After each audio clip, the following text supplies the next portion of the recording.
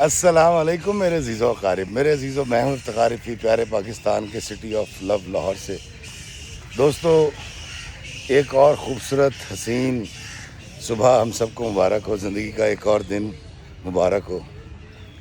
دسمبر کا اختتام ہے اور ابھی 2 دن بعد دسمبر ختم ہو جائے گا۔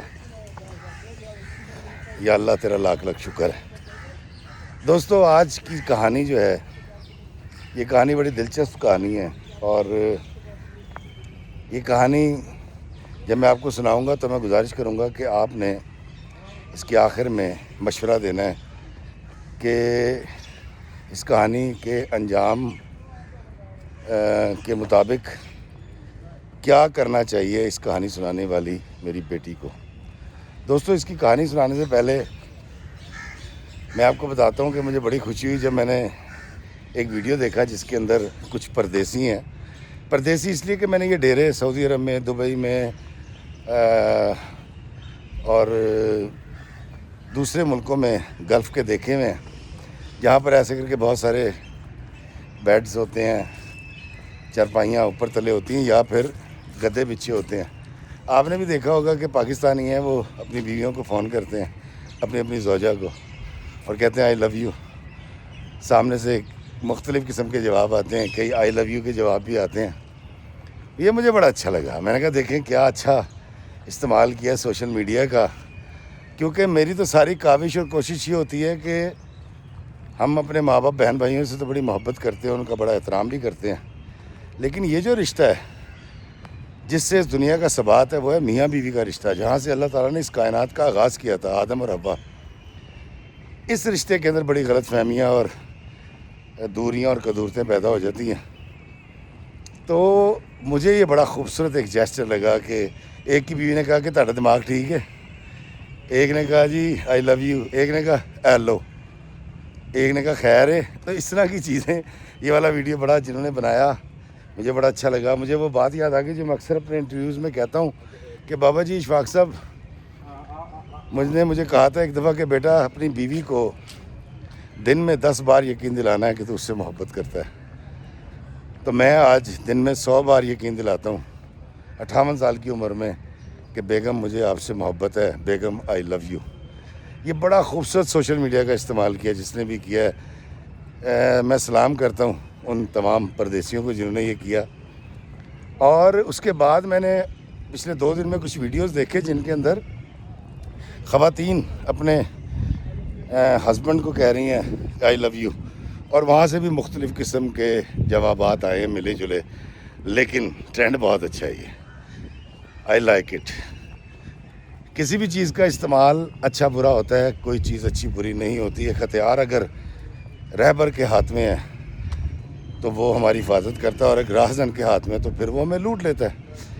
اسی طرح سوشل میڈیا ہے، اور میں ہمیشہ پر امید رہتا ہوں کہ ہماری قوم، ہمارے بچے اس کا ہمیشہ مثبت استعمال کریں گے، اور ہو بھی رہا ہے، بہت زیادہ ہو رہا ہے۔ اس میں سے ایک ٹرینڈ یہ ہے کہ اگر آپ میرا ویڈیو دیکھیں، وہ نوجوان، وہ پردیسی جنہوں نے یہ ویڈیو بنایا تھا، تو اگر آپ سعودی عرب سے ہیں تو میں انشاءاللہ اللہ سے دعا کیے کہ اگلے مہینے میں عمرہ پر جاؤں تو میں آپ سے ملوں گا۔ لیکن اگر آپ دنیا کے کسی اور ملک میں بھی ہیں تو میں جپی ڈال کے شکریہ ادا کرنے آپ کے ملک آ سکتا ہوں، آپ کا شکریہ ادا کرنے کے لیے، تو مجھ سے آپ رابطہ کر سکتے ہیں۔ آج کی کہانی دوستو بڑی اور طرح کی کہانی ہے۔ زرکا ایک لڑکی ہے، میری بیٹی ہے، جس نے یہ کہانی سنائی ہے، جس کے 3 بچے ہیں، اور زرکا اس وقت پاکستان میں موجود ہے، اور زرکا کا گھر ٹوٹنے کے قریب چلا گیا۔ اب وہ آپ سے اور مجھ سے مشورہ چاہتی ہے کہ وہ کیا کرے، لیکن کہانی بڑی گنجلک ہے، اس میں بڑے ٹوسٹ ہیں، اور بڑی مزے کی کہانی ہے۔ اس میں ٹریجڈی ہے، اس میں رومانس ہے، اس کے اندر اور بہت سارے لوازمات ہیں جو کسی بھی کہانی میں یا ڈرامہ میں ہوتے ہیں۔ تو یہ ایک بڑا ہی خوبصورت سوشل ڈرامہ ہے۔ زرکا کا تعلق ایک شہر سے، اس نے گریجویشن کی تو اس کے ابا کے کوئی ملنے والے تھے، انہوں نے اس کا رشتہ بھیج دیا۔ لڑکے کا نام عادل تھا، اور عادل کی انہوں نے تصویریں بھی ان کو بھیجیں اور اس کے پرٹیکولرز بھی بھیجے. عادل نے ویسے تو میٹرک کا رکھا تھا لیکن وہ کماؤ پوت تھا. وہ کماؤ پوت ایسے تھا کہ عادل کا بڑا بھائی جو ہے وہ سعودی عرب کے شہر ریاض میں الیکٹرانکس کا ایک بہت بڑا شو روم اس کا تھا, وہ بزنس کرتا تھا, اور عادل کو اس نے اپنے پاس بلا رکھا تھا پچھلے 4 سال سے. اب عادل اور پاجی, بڑے بھائی کو عادل پاجی کہتا تھا, پاجی کی بیگم صاحبہ تھی نیلم بھابی, یہ 3 لوگ سعودی عرب میں رہتے تھے. پاکستان میں کیونکہ ان کا زمیندارہ تھا, زمین تھی اور ٹریکٹر تھے, ٹیوب ویل تھے, ویل آف لوگ تھے, مطلب امیر لوگ سچی مچی کے. تو یہ عادل کے والدین پاکستان میں رہتے تھے اور جب ان کا جی چاہتا تھا یہ عمرہ کرنے, حج کرنے سعودی عرب چلے جاتے تھے. ان کے لیے کوئی ممانعت, کوئی قدغن نہیں تھی, پیسے کا کوئی پرابلم نہیں تھا. یہ ساری باتیں جو ہیں وہ زرکا کے ڈیڈی نے زرکا کی ماں کو اور بہنوں کو اور خاندان کو بتائیں کہ یہ رشتہ دیکھ لیں, کیونکہ عادل کے والد صاحب زرکا کے والد کے بہت پرانے دوست تھے. یہ کہیں کسی چک کے اسکول میں اکٹھے پڑھا کرتے تھے, تب سے ان کی دوستی تھی. اب زرکا جو ہے وہ وہی جو ہماری مشرقی بچی ہوتی ہے, اور اس نے صرف ایک شرط رکھی. اس نے کہا جی میں اپنے شوہر کے ساتھ رہوں گی, میں پاکستان میں نہیں رہوں گی. کہتی میرے ذہن میں یہ آیا کہ ایسا نہ ہو کہ عادل مجھے اپنے والدین کی خدمت میں معمور کر دے, میں پاکستان میں رہوں اور وہ سعودی عرب میں رہے. تو انہوں نے جھٹ سے یہ بات مان لی. یہ لوگ آئے گئے, انہوں نے بات پکی کی. بات پکی کرنے کے بعد زرکا کی شادی ہو گئی. شادی بڑی دھوم دھام سے ہوئی. زرکا کے والدین بہت امیر تو نہیں تھے لیکن ٹھیک تھے. اور حیران کن طور پہ جب نکاح ہو رہا تھا تو مولوی صاحب نے جب یہ پوچھا زرکا کے والد سے کہ جی حق مہر کتنا, تو انہوں نے کچھ طے تو نہیں کر رکھا تھا. انہوں نے کہا جی حاجی صاحب نے پوچھ لو. تو حاجی صاحب سے جب پوچھا, یعنی عادل کے والد صاحب سے پوچھا, تو پتہ یہ چلا کہ انہوں نے پہلے سے طے کر رکھا تھا. انہوں نے کہا جی 20 لاکھ روپے حق مہر لکھے ہیں آپ ہماری بیٹی کا, اور انہوں نے اسی وقت حق مہر ادا بھی کر دیا. خاندان میں یہ بڑی دھوم مچی, لو جی 20 لاکھ روپے حق مہر. کہ پھر انہوں نے تقریباً 14 تولے سونا مجھے چڑھایا. بڑی بہترین بری وہ لوگ لے کر آئے. کہتی میں بیاہ کے جب ان کے گھر گئی ہوں تو میری ساس اور سسر نہایت ولی صفت لوگ. کہتی میں نے ایسے لوگ نہیں دیکھے. عادل کے بڑے بھائی پاجی اور پاجی کی جو بیگم تھی نیلم بھابی ذرا تھوڑی سی میک اپ اور زیور اور گفتگو, اور ان کو تھوڑا سا شوق تھا بتانے کا اور دکھانے کا. کہتی ہم 15-20 دن جب اکٹھے رہے تو مجھے اندازہ ہو گیا نیلم بھابی کا یہ اس لیے بھی بنتا ہے کہ وہ مجھے دراصل باتوں میں یہ باور کرانا چاہ رہی تھی کہ تیرے میاں کا جو بھی لیول ہے, جو سٹیٹس ہے, یہ میرے میاں کی وجہ سے, ہمارے کاروبار کی وجہ سے. اور کہتی میں اس بات کو بخوبی سمجھ بھی گئی تھی کہ بڑے بھائی نے چھوٹے بھائی کو سیٹل کروا رکھا ہے KSA یعنی سعودی عرب میں. کہتی یہ معاملہ چلتے رہے. اس کے بعد پاجی اور نیلم بھابی نے پہلے آنا تھا کیونکہ ان کا کاروبار تھا, اور نیلم بھابی جو ہیں وہ پاجی کے ساتھ شو روم کو مینیج کرنے میں, ان کے اکاؤنٹس دیکھنے میں بہت مدد کیا کرتی تھی, اس کمپنی کو چلانے میں جو انہوں نے بنا رکھی تھی. کہتی افتخار بھائی ہماری شادی ہو گئی. شادی کے بعد بڑے بہترین دن گزرے. ہم 1.5-2 مہینے پاکستان میں رہے, گھومتے رہے, دعوتیں کھائیں. کہتی عادل ایک نہایت اعلیٰ درجے کا شخص اور آئسولیٹ آدمی, مسکراتا رہنا, پھٹا نہیں کرنا. کہتی میں 1.5-2 ماہ کے اندر میں مسلح بچھاتی تھی اور اللہ کے آگے روتی تھی کہ یا اللہ کیا ایسی زندگی ہو سکتی ہے جس میں, کہہ رہے پہلے کہتی کوئی نند نہیں تھی. کہتی اگر نند بھی ہوتی تو بہت اچھی ہوتی کیونکہ خاندان اچھا تھا. کہتی میرے ساس سسر 5 وقت نماز پڑھنے والے, تہجد گزار, مسکرا کے بات کرنے والے. کبھی میری ساس مجھے پیسے دے رہی ہیں, یہ لے آ سوٹ بنا لے, فلاں کر لے. میرے سسر جو ہیں باری باری جا رہے ہیں, کبھی وہ ریوڑیاں لے کر آ رہے ہیں چکوال کی، اور کبھی مچھلی لے کر آ رہے ہیں ہیڈ تریمو کی. مطلب کہتی اس طرح کا ہمارے گھر کا ماحول کہ میں سوچ میں پڑ گئی کہ میری جو سہیلیاں جن کی اب تک شادیاں ہوئی ہیں ان میں سے کسی کا شوہر جو ہے وہ نشے نکل آیا، کسی کا شوہر بڑا ظالم نکل آیا، کسی کی ساس بڑی کپتی جو ہر وقت اس سے جھگڑا کرتی ہے اور گھر کے کام کرواتی ہے اور جوتے بھی مارتی ہے، اور کسی کی نند یا نندیں جو ہیں وہ بڑی تیز ترار ہیں، زبان دراز ہیں اور آگ لگاتی رہتی ہیں گھر میں. کہتی میں نے بہت ساری اپنی سہیلیوں کی کہانیاں سن رکھی تھیں کیونکہ اس کی شادی کوئی 24-25 کی ایج میں ہوئی تھی. تو کہتی جی میرے گھر میں ایسی کوئی چیز ہی نہیں. کہتی میں اپنے ماں باپ کو دعائیں دوں، اپنے ساس سسر کو دعائیں دوں، اور کہتی میری آنکھوں سے شکر کے آنسو بہہ جایا کرتے تھے کہ کیا کوئی زندگی ایسی ہو سکتی ہے جو میں گزار رہی ہوں. کسی چیز کی کمی نہیں، جو چاہوں ارادہ کروں اور خرید لوں.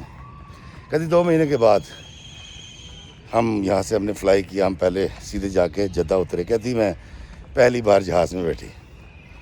کہتی میرے لیے یہ ایکسپیرینس بڑا عجیب تھا کہ جہاز جب اڑا ہے تو مجھے ڈر لگنے لگا. میں نے میاں کا بازو پکڑ لیا اور خوف طاری ہو گیا. وہ ایئر پاکٹس آئے ہوں گے راستے میں.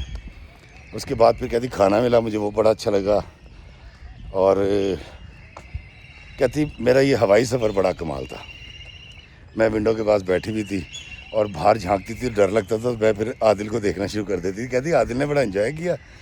کہتی اب میں نے کیونکہ سفر نہیں کر رکھا تھا، جہاز کا تو نہیں کر رکھا تھا.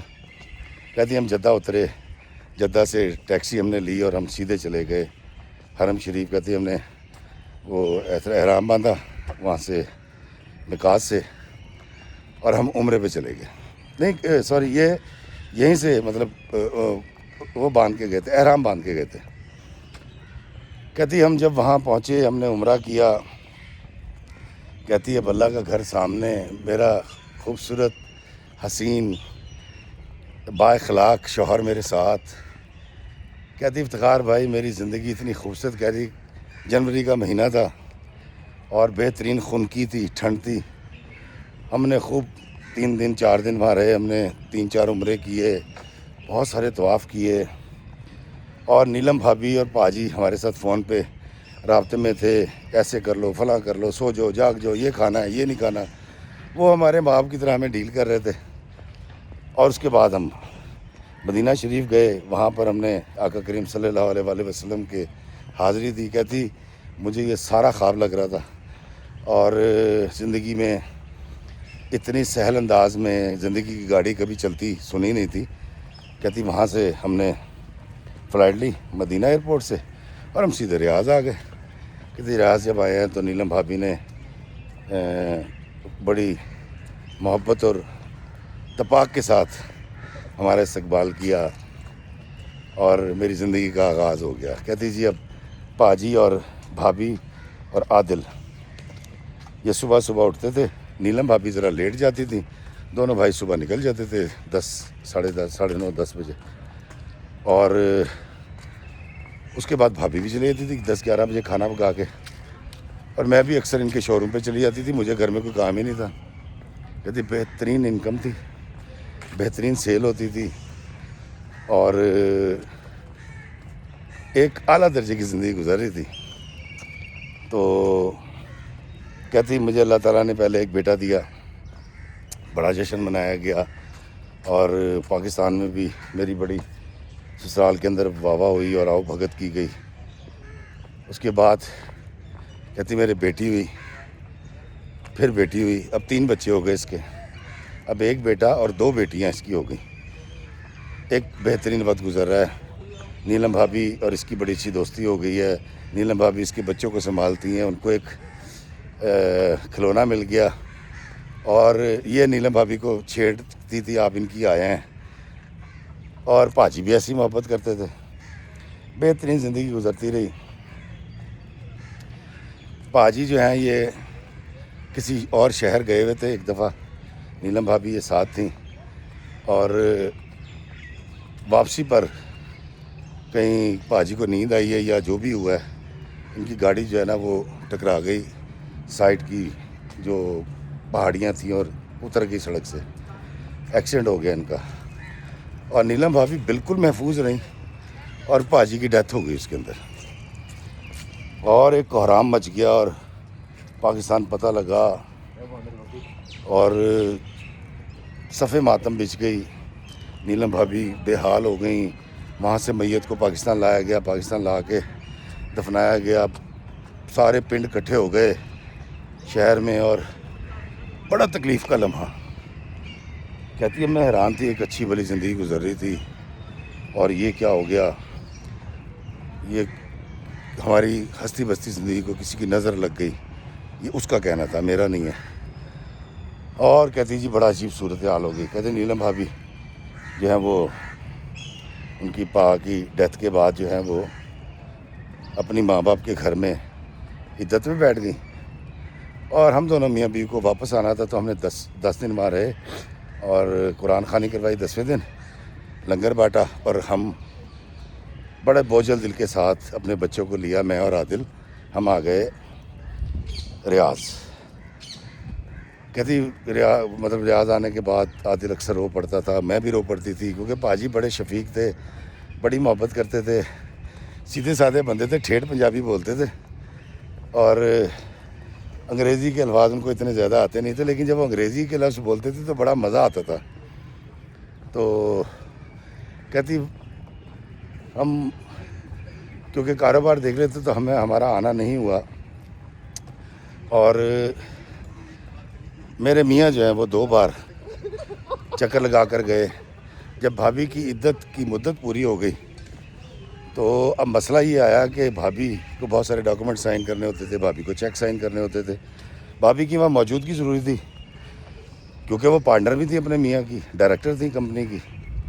تو بھابھی عدت کی مدت پوری کر کے عادل آئے بھابھی کو لے کر. نیلم بھابھی کو کہتی ریاض آ گئے. کہتا اب جو بھابھی شادی سے پہلے مطلب کی ڈیتھ سے پہلے تھی نا, کہ ان کے اندر تھوڑا سا دکھاوا تھا, تھوڑا سا بتاتی تھی, تھوڑا سا روب بھی رکھتی تھی, جو میں بڑے آرام سے محبت سے سہ لیتی تھی کیونکہ میرا میاں انہی کی وجہ سے جو کما رہا تھا اور بہترین کما رہا تھا. کہتے اب بھابھی بالکل آئسولیٹ ہو گئی تھی اور خاموش رہتی تھی, ان کی طبیعت میں تبدیلی آ گئی تھی. میں اور عادل بھابھی کو اکثر لے کر نکل جاتے تھے باہر, کبھی کہیں, کبھی ہوٹلنگ کر رہے ہیں, کبھی ہم الجبیل چلے جاتے تھے, ہمارے کچھ پاکستانی کمیونٹی کے لوگ تھے. پھر وہاں سے کبھی ہم نے سمندر کے کنارے چلے جانا. کہتی مطلب ہم ان کا دل بہلاتے رہے, بڑی کوشش کرتے رہے, کاروبار صحیح چلتا رہا اور بھابھی آہستہ آہستہ نارملائز ہوتی گئی. کہتی افتخار بھائی بھابھی نہ صرف نارملائز ہوئیں بلکہ عادل اور بھابھی کے درمیان بہت زیادہ فرینکنس شروع ہو گئی. اور کہتی میں اکثر نوٹ کرتی تھی کہ ہاتھ پہ ہاتھ مارنا ان کے لیے کوئی مار نہیں تھا, کسی بات پہ انہیں ایسے کر کے مار دینا. بھابھی نے عادل کو پکڑ کے ایسے کر کے اس کی گچی دبا دینی بازو سے. اور کہتی پہلے تو میں بھی بڑا انجوائے کرتی تھی, پھر آہستہ آہستہ پتہ نہیں کیوں میرے اندر کی عورت جاگی, کیا ہوا ہے. کہتی مجھے اچھا نہیں لگتا تھا عادل کا اتنا زیادہ نیلم بھابھی کے ساتھ فرینک ہونا. پھر ہم شاپنگ کرنے جب جاتے تھے تو انہوں نے الگ شاپنگ کرنی, مجھے ایک دکان میں اگر چلی گئی ہوں ایک مال میں تو ایک 1.5 گھنٹہ ملاقات ہی نہیں ہوتی تھی. ہاں ہم ادھر ہیں, اب آ رہے ہیں, یہ خرید لیا, وہ خرید لیا. تو میں سوچتا تھا یہ بھابھی کو ٹائم شاید اس لیے دے رہا ہے کہ ان کا دل لگا رہا ہے, ان کی دل جوئی کر رہا ہے. کہتی یہ سارے معاملات رہے تو مجھے شک ہوا. کہتی سیدھی بات ہے, مجھے شک ہو گیا ان کے اوپر, ان کے کریکٹر کے اوپر, کہ some thing is wrong in the bottom. بھابھی نے ویسے ہی سجنا سنورنا شروع کر دیا تھا. کہتے جی میں نے نا کھانے کی میز پہ موبائل کو ریکارڈنگ پہ لگا کے کچن میں چلے جانا, اوپر والے پورشن میں چلے جانا. میں نے 4-5 دفعہ ان کی آواز ریکارڈ کی, 1-2 بار تو ہوئی نہیں, 2-4 بار جو ہوئی اس میں ان کی بڑی نارمل گفتگو تھی فرینکنس, لیکن کوئی ایسا کلو یا کوئی ایسی چیز نہیں تھی کہ میں ان کے کریکٹر کے اوپر بات کرتی. تو زرکا کہتی ہے کہ افتخار بھائی اسی اثنا میں میری والدہ کی ڈیتھ ہو گئی. کہتی میں بچوں کو لے کے پاکستان آ گئی, عادل بھی آئے. بھابھی اس لیے نہیں آ سکتی تھی کہ انہوں نے بزنس دیکھنا تھا, عادل 5-6 دن رہے اور یہ واپس چلے گئے. کہتی جب میں یہاں سے فون کرتی تھی تو مصروف ہوں، فون نہیں اٹھانا، پھر میں بھابھی سے پوچھنا، بھابھی نے فوراً بات کرا دینی جیسے بالکل پاس ہی بیٹھے میں ہو. کہتی یہ ساری چیزیں مجھے نا شک میں مبتلا کر دیا ان چیزوں نے. خیر کہتی میں واپس گئی اور واپس جا کے میں نے باقاعدہ اپنے شوہر پر بھابھی پہ نظر رکھنی شروع کر دی، اس کی بھابھی پہ. کہتی سارے معاملات چلتے رہے اور ایک وقت آیا کہ انہوں نے بھابھی اور عادل کو ان کے ماں باپ نے مطلب میرے ساس سسر نے بلایا کہ تم پاکستان آؤ، کوئی کاغذات تھے سائن کروانے تھے جائیداد کے. کہتی یہ دونوں پاکستان آ گئے اور یہ تقریباً 3 ویک پاکستان رہ کر دونوں واپس آ گئے بھابھی اور عادل. کہتی افتخار بھائی جب یہ واپس آئے ہیں تو ان کے درمیان قربتیں اور زیادہ لگی مجھے. کہتی مجھے بالکل ایسے لگا کہ جیسے پتہ نہیں انہوں نے شادی کر لی ہے کچھ ایسا. کہتی افتخار بھائی میرا رویہ بدلتا گیا، بھابھی کمرے بیٹھے ہوئے ہیں باتیں کر رہے ہیں راتوں کو اکثر، مطلب کہتی ایک دن میری رات کو آنکھ کھلی ہے میں دیکھا عادل بستر پہ نہیں ہے تو میں گئی. کہتی بھابھی کا پورشن اوپر تھا ہمارا نیچے تھا تو میں گئی ہوں تو میں نے جب دیکھا تو یہ بھابھی کے کمرے سے نکل رہا ہے رات کو. تو میں کیا ہوا؟ مجھے کہا خاموش ہو جو، بھابھی کو بڑی مشکل سے نیند آئی ہے، ان کے سر میں درد ہو رہا تھا، میں دوائی دے کر آیا ہوں. کہتے کچھ اس طرح کی چیزیں ایکٹیویٹیز میرے ارد گرد ہونے لگیں جنہوں نے مجھے میرے شک کو اور ہوا دے دی. کہتی افتخار بھائی میں شدید تکلیف میں تھی کہ بھابھی کی عمر تقریباً 50 سال، میرا میاں جو ہے 32-33 سال کا ہے، اور یہ جس طرح سے فرینک ہیں اور جس طرح سے یہ اکیلے ہی گھومنے بھی چلے جاتے ہیں، جو مرضی انہوں نے مذاق بنا رکھا ہے. اب میرے پاس کہتی ثبوت کوئی نہیں تھا. میں نے بڑی کوشش کی. کہتی میں نے ایک دن نا بھابھی کے کمرے میں موبائل پورا چارج کر کے اس کو ریکارڈنگ پہ لگا کے اور میں جان کے کمیونٹی میں چلی گئی اور مجھے پتا تھا آج چھٹی ہے، عادل بھی گھر پہ ہیں. اس کے باوجود جب میں گھر واپس آئی ہوں موبائل کی بیٹری ختم ہو چکی تھی، میں نے چارجنگ پہ لگائی اور اس کے بعد میں نے تنہائی میں بیٹھ کے جب سنا اس میں گفتگو ضرور تھی، اس کے اندر فرینکنس تھی اور اس کے اندر کچھ جملے ایسے تھے جو میرے لیے بڑے قابل اعتراض تھے کہ وہ نیلم بھابھی کو جان کہہ کے پکار رہا تھا. پہلے وہ بھابھی جان کہتا تھا، میرے سامنے بھابھی جان کہتا تھا، تو اب وہ کہتی لیکن کوئی ایسی بات نہیں تھی جو میں پکڑتی، ساری نارمل گفتگو تھی اور کچھ آوازیں ایسی تھی جس پہ مجھے اعتراض تھا لیکن وہ کوئی ثبوت نہیں تھا، آڈیو تھی ساری. کہتی افتخار بھی مجھے ایک بات تو سمجھ آ گئی کہ میرے میاں اور اس کی بھابھی کے درمیان کچھ ٹھیک نہیں چل رہا. کہتی اب میں پاگلوں کی طرح نا راتوں کو جاگنا، نظر رکھنی. کہتی مجھے احساس ہوا کہ میرا میاں اور بھابھی تھوڑے محتاط ہو گئے، بڑا کم مذاق کرنے لگے، بڑا کم جو ہے وہ مطلب کٹھے بیٹھنے لگے. تو مجھے لگا کہ نہیں یہ محتاط ہو گئے، ان کو اندازہ ہو گیا کہ مجھے شک ہو گیا. اب کہتی یہ وہ وقت تھا کہ میں نہ اپنی بہنوں سے بات کر سکتی ہوں، نہ میں اپنی کسی سہیلی کو بتا سکتی ہوں کہ میرے میاں اور میرے میاں کی بیوہ بھابھی کے درمیان کیا چل رہا ہے. لیکن کہتی مجھے تکلیف بڑی ہوئی، مطلب جان کہنا، اس کا بھی اس کو جان کہنا. اب میں نے ایک دن کہتی ویسے اپنے میاں سے بات کی. میں نے کہا دیکھیں بھابھی جو ہے نا یہ بیوہ ہیں اور ہماری بڑی مہربان ہے، لیکن اچھا نہیں لگتا جس طرح آپ ان سے فرینک ہو جاتے ہیں، ہاتھ پہ ہاتھ مار رہے ہوتے ہیں، تو خدا را کو تھوڑا سا فاصلہ رکھا کریں. تو عادل کو بڑا شدید غصہ آیا میرے اوپر. کہتی پہلی دفعہ اس نے باقاعدہ طور پر شاؤٹ کیا مجھے اور اس کا مطلب ہو سکتا ہے ہاتھ بھی اٹھ جاتا کہ اگر میں تھوڑی سی اور بحث کرتی، اور وہ بڑا ناراض ہوا اس بات پہ. کہتی اس کے بعد میں کھانا پکانے چلی گئی، لیکن یہ بھابھی کے پاس سے بات کر رہے تھے. تو جب میں کھانا پکا رہی تھی اور کھانا پکا کے آئی ہوں تو مجھے لگا بھابھی کا بھی تھوڑا سا موڈ تبدیل ہوا تھا. اب مجھے نہیں پتا کہ عادل نے ان سے بات کی تھی یا نہیں کی تھی، لیکن بھابھی کا رویہ بدلا ہوا تھا. کہتی افتخار بھائی میں ایک عذاب میں مبتلا ہو گئی اور ہر وقت اس تگودوں میں رہتی تھی ان کو میں کہیں رنگے ہاتھوں پکڑوں. کہتی یہ والا معاملہ چل رہا تھا اور میں سخت اذیت کا شکار ہو گئی. کہتی بھابھی نے بھی ایک دو دفعہ نوٹ کیا, انہوں نے مجھے پوچھا کہ زرکا خیریت ہے؟ تو میں کہا نیلم بھابھی کچھ نہیں, بس سر میں درد ہو رہا ہے. میرے میاں جو ہیں ان کو تھوڑا کیونکہ اندازہ تھا, ان سے تو میں نے صاف کہا تھا کہ بھائی کیا مسئلہ ہے آپ کا اور آپ کی بھابھی کا. تو میاں نے اس بات کا بڑا برا بنایا تھا. تو وہ یہ معاملہ کہتی جب چلتا رہا اور میرے ہاتھ کوئی ثبوت نہیں لگا تو کہتی ایک دن نا ہمارے وہاں پر جو ایک پاکستانی اسکول ہے اس میں ایک پروگرام تھا اور اس کے اندر میرے بچے اور میں نے, کیونکہ بچے اسکول جا رہے تھے, تو وہاں ہم نے شرکت کرنی تھی. تو کہتی وہ نیلم بھابھی بھی آئیں, میرے میاں بھی آئے, ہم سب ہمارے بچوں نے ٹیبلو شیبلو کرنے تھے, ساری چیزیں ہونی تھی. کہتے ہم اسکول کے فنکشن میں بیٹھے ہوئے ہیں اور وہ تقریباً تھا کوئی 3-4 گھنٹے کا, اس کے بعد لنچ بھی تھا. تو صبح شروع ہو گیا تھا وہ. تو کہتے جی اس کے گفتگو کے دوران نا نیلم بھابھی نے کہا کہ تم پھر یہاں ٹائم سپینڈ کرو اور میں اور عادل نا ذرا مارکیٹ سے ہو کر آئے, میں نے کچھ پرچیزنگ کرنی ہے. کہتی میں نے کہا اوکے. کہتے وہ چلے گئے اور میں 10-15 منٹ تو بچوں میں محو رہی, ملی نغمے ہو رہے تھے, ساری چیزیں.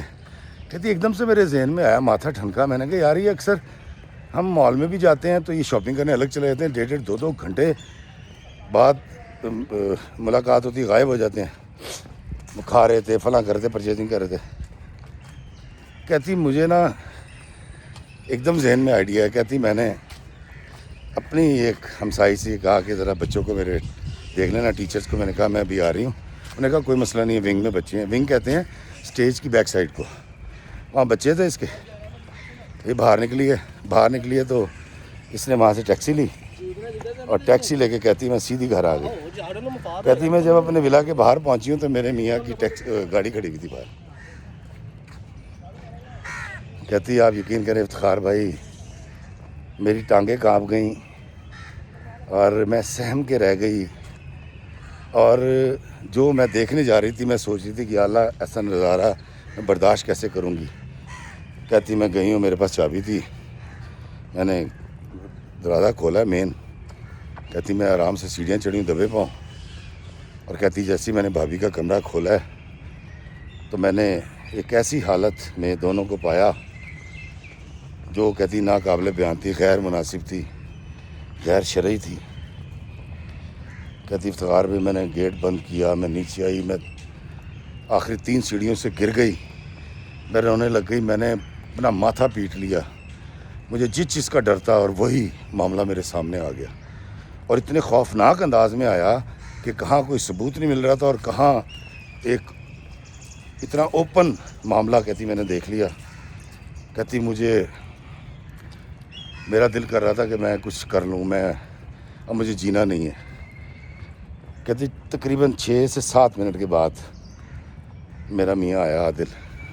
کہتی میں ٹیبل پہ بیٹھی رو رہی تھی اور فون کے اوپر اسکول سے ٹیچرز کی کال آ رہی تھی, ان کو کوئی ضرورت ہوگی. تو کہتی عادل آیا, اس نے آ کے میرے پاس بیٹھا. اس نے کہا کہ مجھے اندازہ تھا کہ کسی نہ کسی دن تو ہمیں پکڑ لے گی کیونکہ تو ہمارے پیچھے چڑھی ہوئی تھی. کہتی اس نے سب اتنا کہا تو کہتی میں تو شروع ہو گئی. میں نے اٹھا کے اس قدر شور مچایا, اس قدر برا بھلا کہا. کہتی میرے منہ میں جو آیا میں نے اپنے میاں کو کہہ دیا, تم بے شرم ہو, بے حیا ہو, تمہاری ماں کے جیسی ہے بھابھی, اور فلاں اس طرح کی ساری باتیں. کہتی اتنی دیر میں نیلم بھابھی آئی ہیں اور بڑی ہی ڈھٹائی اور بے غیرتی کے ساتھ میرے میاں کے ساتھ والی سیٹ پہ بیٹھ کے, اور انہوں نے مجھے کہا کہ دیکھو زرکا تم نے جو دیکھا ہے وہ ٹھیک ہے, لیکن جو تم سمجھ رہی ہو وہ غلط ہے.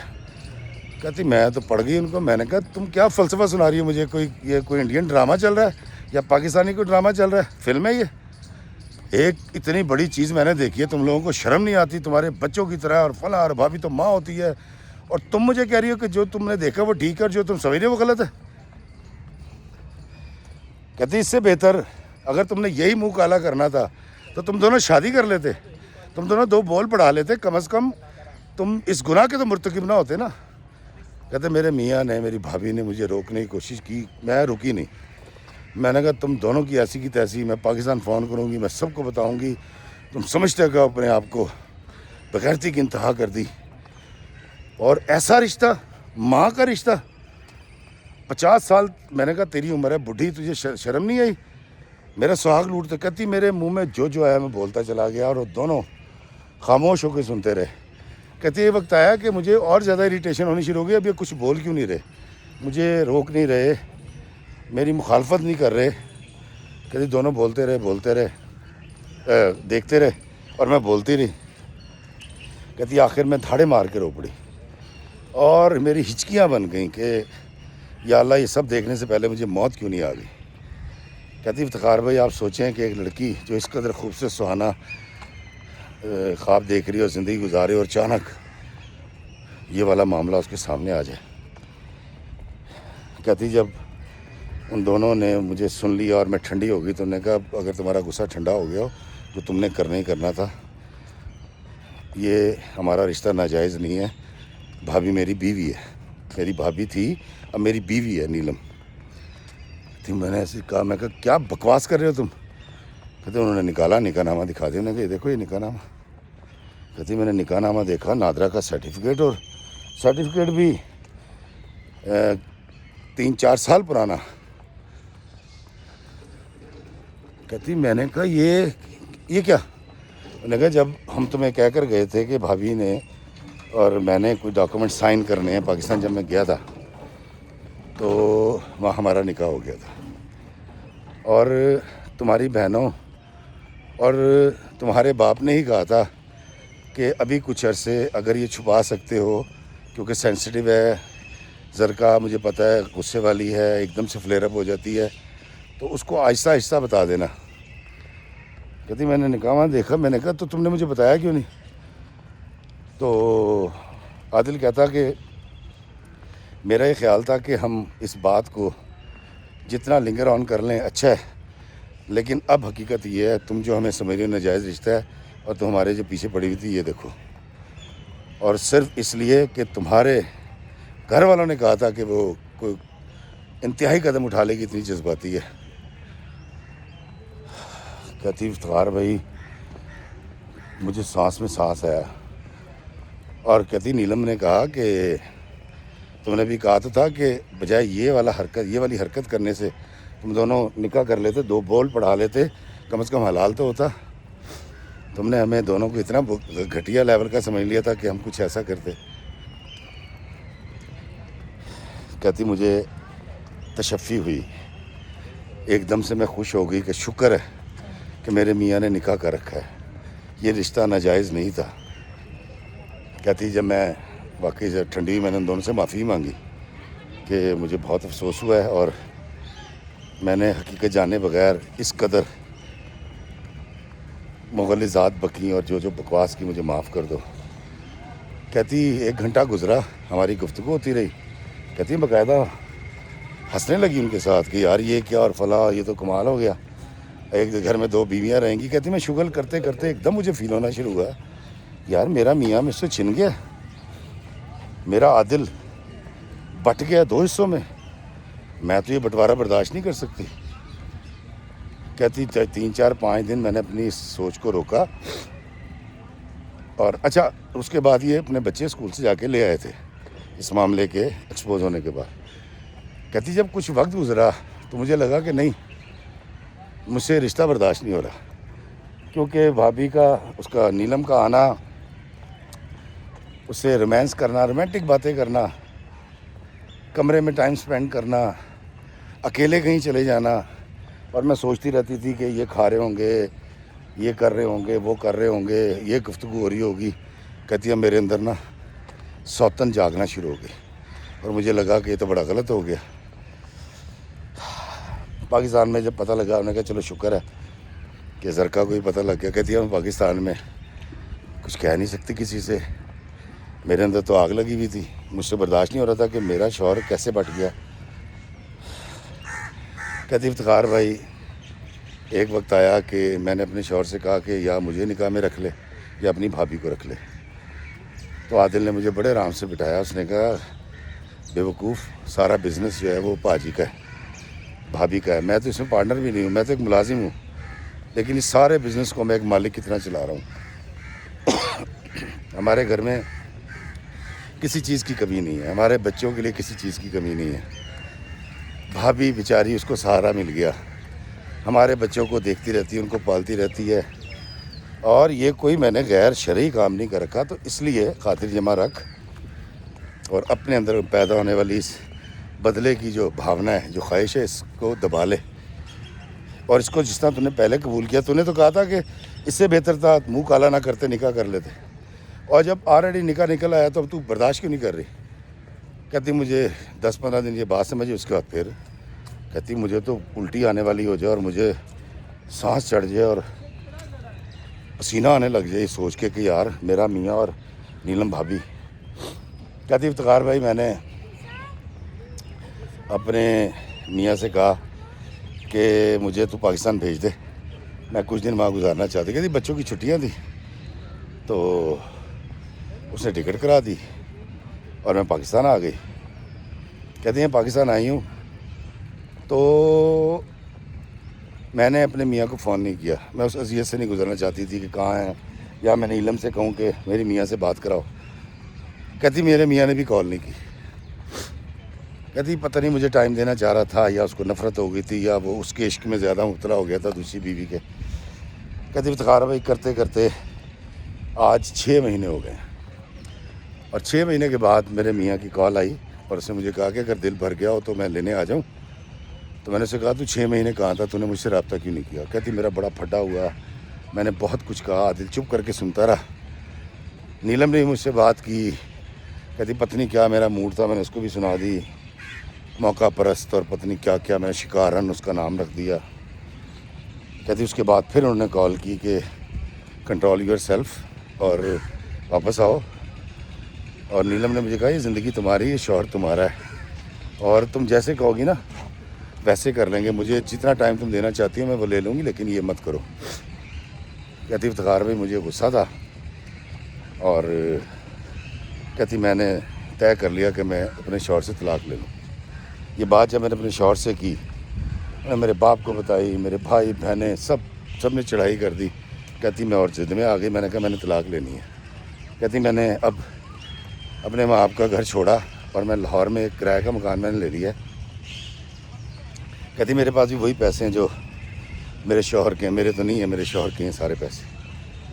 اور میں اب جو ہے نا وہ سوچ رہی ہوں یونین کونسل جاؤں اور خلا کا دعویٰ کر دوں, مجھے اس شخص کے ساتھ نہیں رہنا. لیکن میں اس سے محبت بہت کرتی ہوں.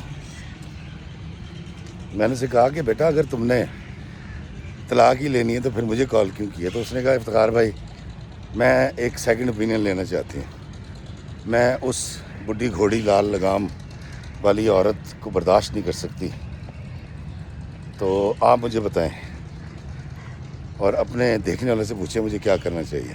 دوستوں میں نے اس کو کہا بیٹا تیری کہانی بڑی انٹرسٹنگ ہے اور ہیپی اینڈ ہے یہ سارا, تو نے اس کو ٹریجک بنا رکھا ہے. میں نے کہا تو نے کیوں کہا تھا کہ اس سے بہتر تم نکاح کر لیتے. کہتی وہ تو میں نے ویسے ہی کہا تھا. میں کہ نہیں بیٹا ویسے نہیں کہتے, تو نے بات تو ٹھیک کی تھی, کیونکہ تجھے شک تھا کہ ان کا کوئی غیر اخلاقی مراسم ہے, لیکن اگر انہوں نے شادی کر لی ہے اور نکاح نامہ تیرے سامنے آ گیا تو بیٹا اس کو قبول کر لے, اس میں کیا ایشو ہے. اس نے کہا نہیں افتخار ہے. میں کہا دیکھ پاجی کے سارے پیسے, ذرا اس کے اولاد کوئی نہیں ہے نیلم کے, وہ جائیداد بھی تیری, پیسہ بھی تیرا, تیرے بچوں کا مستقبل. پھر سب سے بڑی بات تیرے میاں نے نکاح کر رکھا ہے اللہ اور آقا کریم صلی اللہ علیہ وآلہ وسلم کے حکم سے, اور اس نے بڑا نیک کام کر رکھا ہے, تو اس کی نیکی کو برباد کر رہی ہے اعتراض کر کے. اور اگر ایک عورت جو تمہارے لیے اتنی مہربان ہے اور وہ تنہا ہو گئی تھی، بیوہ ہو گئی تھی، اس کی زندگی میں خوشیاں آ گئی، سہارا مل گیا، تو بیٹا خدا کا خوف کر۔ وہ ٹھیک کہتے ہیں کہ عورت کی دشمن عورت ہوتی ہے، میرا ایسا ماننا نہیں، لیکن تیرے ہی عمل سے یہی لگ رہا ہے۔ اور یہ کوئی ایشو نہیں ہے صرف کیونکہ ہماری پریکٹس نہیں ہے، ہم کیونکہ پاکستان میں پیدا ہوئے، پاکستان پہلے ہندوستان کا حصہ تھا، یہاں ہماری بہت ساری رسم و رواج، روایتیں، سوچیں انڈین سے ملتی ہیں، خطاب ہوا ہے۔ پھر ہم فلمیں ایسی دیکھتے ہیں جس کے اندر سوتن کہتے ہیں دوسری بیوی کو نا، سوتن مطلب 100 جسموں کے بدنوں کے مطابق کے برابر دشمنی رکھنی ہے، سوتن۔ تو یہ سوتن کا لفظ ہمارے یہاں انڈین کلچر سے آیا ہے۔ ہمارے یہاں تو اجازت ہے ایک شخص کو وہ 4 شادیاں کر سکتا ہے، وہ جو بھی کنڈیشن ہے وہ علماء کرام بتائیں گے۔ تو بیٹا یو آر ٹیکنگ رانگ، آپ اپنی خوشیوں کو لے کر آگے چلیں، اور یہ ایسے ہی ہے، اس کو اپنی بہن یا اپنی بھابھی جو بھی آپ کہتی ہے رشتہ، اس کو قبول کریں اور واپس جائیں، دونوں خوشی کے ساتھ اپنے میاں کو سپورٹ کریں۔ اتنے اچھے گھر، اتنے اچھے نصیب ملتے نہیں ہیں بیٹا۔ اور خبردار کسی بھی صورت طلاق مت لینا، اپنے گھر کو اپنے ہاتھوں سے تیل ڈال کے آگ مت لگانا۔ دوستو یہ تو میں نے اس سے کہا ہے۔ اب آپ بتائیں کہ زرکا کو کیا کرنا چاہیے، اور کیا زرکا کو عادل سے طلاق لے لینی چاہیے، یا زرکا کو اپنی سوتن کہیں یا شوہر کی دوسری بیوی نیلم کو قبول کر کے ہنسی خوشی رہنا چاہیے؟ یہ آپ نے ضرور بتانا ہے۔ لیکن میں آپ کو بتاؤں دوستو، یہ والی پریکٹس وہ بھی کریں جن کے گھر جن کے شوہر نے 2 شادیاں کر رکھی ہیں، کیونکہ یہ جو جذباتی ڈائلاگ ہے نا، میں اپنے شوہر کا بٹوارا نہیں کر سکتی، شوہر خود اپنے آپ کو کہیں بانٹتا پھرے وہ برداشت کر لیتی ہیں، لیکن جب وہ کوئی نکاح کر لیتا ہے اور شرعی کام کرتا ہے اللہ نبی کے حکم کے مطابق، تو اس پر ڈنڈا اٹھا لیا جاتا ہے۔ بیٹا ایسا مت کریں، کیونکہ خیر آج کے دور میں تو 2 شادیاں تو ناممکنات میں سے ہی ہے، لیکن جو لوگ اہل ثروت ہے، جو لوگ کرتے ہیں کسی کو سہارا دینے کے لیے، یا شادی دوسری کر لیتے کسی بھی حوالے سے، تو میں گزارش کروں گا ہمیشہ پہلی بیوی سے کہ وہ اس کو برداشت کریں، اور دوسری بیوی سے میں گزارش کروں گا کہ کیونکہ آپ سیکنڈ وائف ہیں تو تھوڑی سی کڑوی کسیلی باتیں پہلی والی کی سن لیں، کیونکہ اس کو لگ رہا ہے کہ اس کا حق مارا گیا، لیکن ایسا ہرگز ہے نہیں۔ مجھے آپ کے کمنٹس کا انتظار رہے گا، اور ایک حسین دن گزارنے پر آپ تمام کو مبارک ہو۔ اللہ آپ کو سلامت رکھے، آپ کے گھر کو خوشیوں سے بھرا رکھے، اللہ ہمیں آسانیاں عطا فرمائے اور آسانیاں تقسیم کرنے کا شرف عطا فرمائے، آمین۔ السلام علیکم ورحمۃ اللہ وبرکاتہ۔